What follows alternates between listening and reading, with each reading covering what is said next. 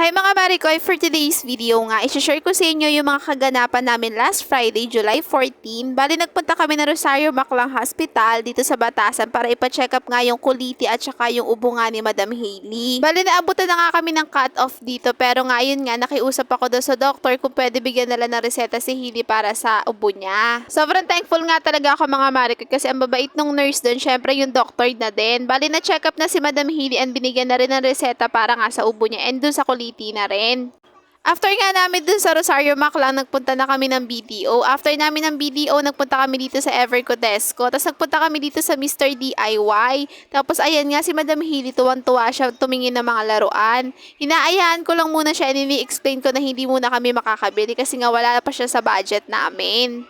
Nakakatuwa na rin talaga to si Madam Hailey kasi alam na niya yung mga magagandang bagay. Mapapansin niyo dito, ayan, namimili na nga rin siya ditong headband. After nga niya doon sa headband, dito naman siya sa mga keychain na may tunog-tunog at ilaw-ilaw. Mapapansin niyo na binabalik din naman niya ng maayos. Paano kasi tinuruan ko siya. After nga namin doon sa keychain, nagpunta naman siya dito sa mga stuffed toys. Dito siya tuwang-tuwa kasi nga pinagyayak pa nga ito. Nagpapabili sa akin pero in-explain ko sa kanya na hindi pa kakasya sa budget. Kaya nga pala nagpunta kami dito sa Mr. DIY para lang bumili ng strainer. Yun nga lang hindi ko nagustuhan kaya ayun, umuwi na lang kami. After nga namin doon sa Mr. DIY, umuwi na rin kami. Tapos niready ko na nga itong mga gamot ni Madam Hailey para sa ubo and para yung pamatak niya sa mata and syempre yung maintenance niya.